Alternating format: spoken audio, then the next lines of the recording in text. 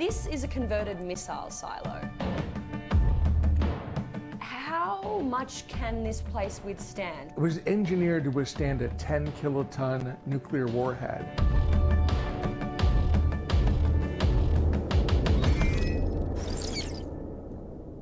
And that's actually kind of sick. It's a pool and whatnot. View as changed. Hope for humanity. When it comes to the apocalypse, nothing's quite as terrifying as nuclear war. So, when the nuclear apocalypse comes, are we going to get blasted back into the Stone Age? Or can we use our heads and survive the end of days with the help of technology? Here in beautiful Colorado, one man is already thinking about the end of the world.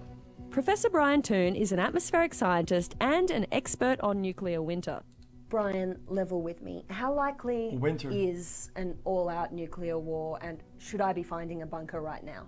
You never know for sure, because that's one of the real terrifying things here, is that one person in the United States and one person in Russia could decide all by themselves to have a nuclear conflict. How many nukes are there around the world? Who has them? There are about 14,000 nuclear weapons in the world. More than 1,000 of them are held by Britain, France, India, Pakistan, Israel, and China. Each of those countries has 200 or 300. Then Russia and the United States have 90% of the missiles. So the lesson is everyone has nukes now. But what exactly happens when these bombs go off? If you're knocking over concrete buildings, you're going to blow people to pieces.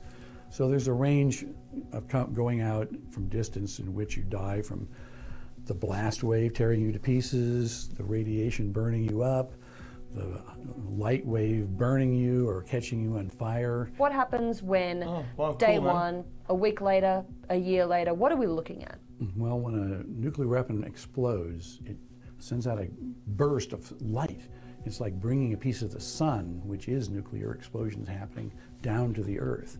And that burst of light catches everything around it on fire. That fire sends huge amounts of smoke into the stratosphere. But because it doesn't rain up there, it takes years for that smoke to clear, creating a nuclear winter. Blocks sunlight from reaching the ground, which of course makes it cool off. It gets cold at the ground. And people expect that about 90% of the global population will die from starvation because there won't be anything to eat. The more I thought about nuclear winter, the more terrified I became. I needed a plan to survive the nuclear apocalypse before the world went to hell. So where do you go when you want to get off the grid? Kansas. Here in the heartland of rural Kansas, one man is offering millionaire preppers a high-tech way to avoid the apocalypse. Welcome to the Survival Condo. This former Cold War missile silo is now a luxury bunker built for the super rich. Going off the grid no longer means giving up a lavish lifestyle. Think of it kind of like Cribs in camo. From the outside, the security cameras, armoured guard and 8-ton steel doors are the only sign you're entering a top-secret facility. In fact, this place is so top secret, I can't even tell you where it is. I'm here to meet the man behind the condo, Larry Hall, who's going to give me a full tour. I'm sure people found this place for sure. There's no way that it's hidden that people don't know it's there. So Claire, those doors that we just came in through weigh 8 tons each, so they're 16,000 pounds. Chat, let me watch this video about, you know, the actor did? Armored steel filled with concrete. So Shia LaBeouf or whatever, right? And he had this flag out in the desert, and they found it through like the airplanes, and then he put the flag in a house, and they found it through like the lighting of the and the sun cycles and shit. Jesus, man. Safety. And they did. It was fake. Oh. Inside, this 54,000 square foot complex boasts everything you could need to live through the end of days. Okay, let's get down and show you what's underground. Okay. Oh. You're not in Kansas anymore. We're going beneath Kansas. The survival condo is spread across 15 floors and goes 200 feet underground. At the top, under the dome, are the recreation facilities like the pet park and climbing wall. Underneath that are the mechanical level, medical bay, and food stores, with luxury living quarters spread across the next 7 floors. At the bottom, a further 4 floors house a classroom, a library, a bar, a gym, and a cinema. All right, so I'll show you a full floor unit. Jeez. This is a 3-bedroom, 2-bath unit, and they have 9-foot ceilings. You see we've got all these high-end stainless steel appliances.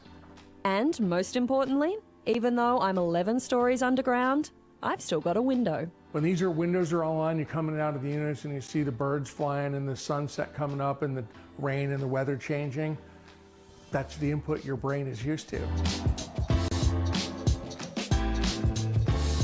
If you look in here, you can see you even live there though? There's the bidet toilets, and we have a jacuzzi tub and a shower with the side jets. Why do you have bidet toilets instead of regular toilets? Well, interestingly, we did a little calculation, and the max occupancy for this facility is 75 people. And if we Hopefully put toilet nuclear paper warfare for won't happen in 75 our people lifetime, but our for selfish 5 greed as years, humans will eventually that volume crumble us. of toilet paper We got would take an 80,000 entire people in floor here. and I'm store sure just if toilet we all paper. went on And Google that's- Earth, we can find this shit. Much love, guys. Check, be Square good, and footage enjoy costs life. about $3 million to build. Okay, So- bidet it is. The day it is. Bidet it is.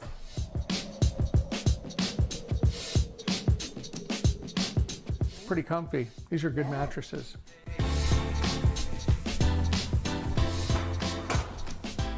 Did you even say how much it is? Welcome to the paradise of the beach. It's a saltwater That's kinda pool. cool. It's completely computer controlled. The pool is kept at 82 degrees. People do not expect to see a resort pool in an underground bunker. And we get drop jaws every time they go, "Are you kidding me?" Another thing I wasn't expecting underground, so much space. You've got a 24-foot rock climbing wall. I mean, if you can put a climbing wall, they make it fun. This one is kind of boring. This is a fun room. This is an indoor shooting range. You can come down here and shoot everything from handguns up to .308 caliber sniper rifles in here. So under proper supervision. Of course. So we have properly trained people. Theater and lounge level.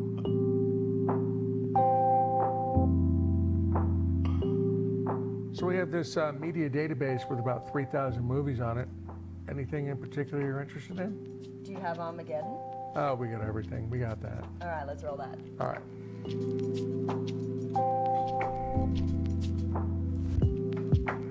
Cool gym, But bro. the apocalypse isn't all fun and games. There's a schoolroom in the bunker, so no kids from books. K through 12 can take self-guided lessons on brand new iMacs.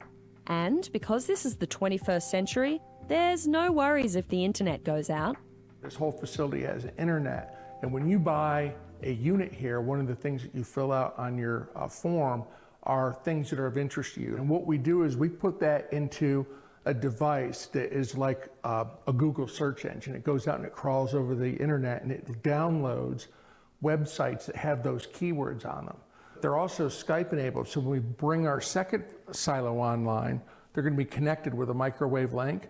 And the kids in this elementary classroom could see the kids in the other elementary classroom. They can talk Guys, live. I don't know so if they it's, feel if like it's saying they're 5-head stuff or like 0-head.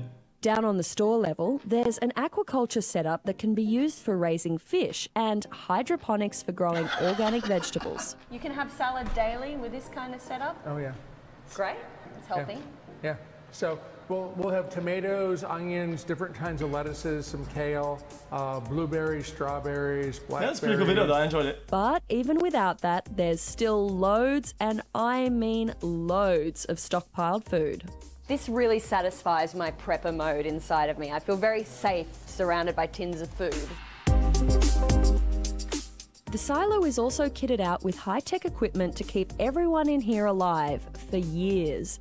backup fuel stores, a water filtration system, Caterpillar. and even a system that scrubs volcanic ash out of the air, just in case. So if, let's say, Yellowstone were to erupt, the scientists predict that we could have 4 to 5 feet of volcanic ash here. Well, that amount of debris in the air would overwhelm our air and NBC filters. So that pre-filter would come on and it takes all of volcanic ash out of the air. Wait, they're not fucking around with this. So I'm not going to die in a super volcano situation. Not here. You're good. Originally built during the Cuban Missile Crisis in the 1960s, this Atlas missile silo was designed to withstand the launch of America's ICBMs. But turns out designing something to withstand a nuclear launch also makes it really good for withstanding a nuclear blast. It took Larry Hall and his team about 9 months to clear out all that missile gear before doubling the amount of concrete in the bunker and then fitting it out with the luxuries we see today. Oh, that's kind of cool. So this here is a 9-foot thick reinforced wall, reinforced with steel, and this was here when they built the original missile silo. What can you throw at it? It was engineered to withstand a 10-kiloton nuclear warhead. I don't know what these detonated within a half values mile, mean. and that would produce a shock wave that would travel 2,000 miles an hour. So Guys, it can withstand. It says 10,000 kiloton. And this makes sense. 10,000, 10 kiloton. But the problem that I have is anything up to and including a 2,000 mile an hour ton of what? shock wave. What's the longest I could live down underground for? It was engineered to be able to be off-grid indefinitely. We've got 5 different power sources, including a wind TNT. turbine and geothermal systems. So the limit is really, most practically, 3 to 5 years. That may or may not be enough time to ride out the apocalypse. A nuclear winter can last for months or years. And even after that, you're returning to a world with an altered climate, a depleted ozone layer, and a drastically reduced food supply. To get an idea of just how safe it is to live inside this bunker, I visited its very low-tech cousin down the road. Here, Hall has a second missile silo earmarked for a future survival condo. But aside from the new concrete floors, this place hasn't really changed since the Cold War. This is the elevator shaft. Guys, question, chat. One more. Guys, whenever the government does stuff, right, and they build these structures or whatever for time, and they don't use them anymore, they're done with it. They get all this good stuff out, and now it's just a hole in the ground. If you were to buy something from the government, they'd probably give you a good discount, right? Because it's gonna sit there forever. They're never gonna use it again.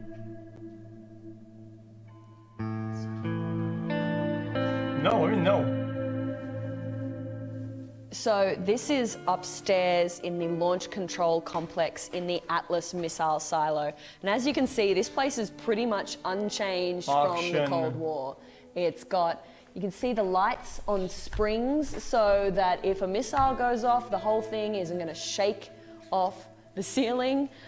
We've got a whole gap around the edge of the room so that you've got space for this floor to rattle.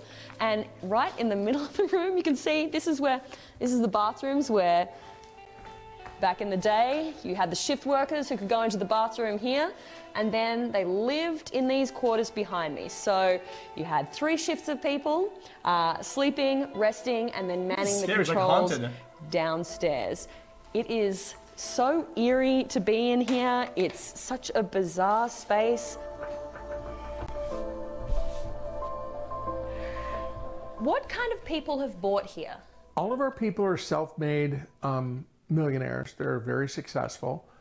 Doctors, engineers, lawyers, international business people. Almost all of them have children, and they're concerned about the what-if scenario. Like every year, it's like whether it was Superstorm Sandy or global climate change, food shortages, economic collapse, meteor impact, solar flares. You're listing my nightmares. Exactly. If those are the kind of things that bother you, this is the kind of facility it takes to not worry about those.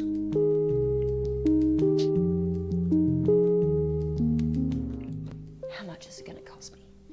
Well, the half-floor units start right around $1 million and go up to $1.5 million. And then we have a full-floor unit. You're going to spend anywhere between $2.5 and $3 million for a full floor. most of us don't have $1 million lying around to spend on a It's survival not that condo. much compared to what I thought it would be, though. Let's be honest, signing the deed on one of these doesn't guarantee you'll survive a nuclear winter, or any apocalyptic scenario for that matter. Luckily for the rest of us, there are thousands of innovators Well, working it's a on lot, solutions chat, but to save. guys, did you guys see the structure when I showed it earlier? Guys, anything that they have, all the machines, the storage, the food, whatever, dude, it's like, this is the crazy amount of things that your normal house doesn't do, man. Dude. Okay, chat. One last video. Chat, I'm enjoying the reaction.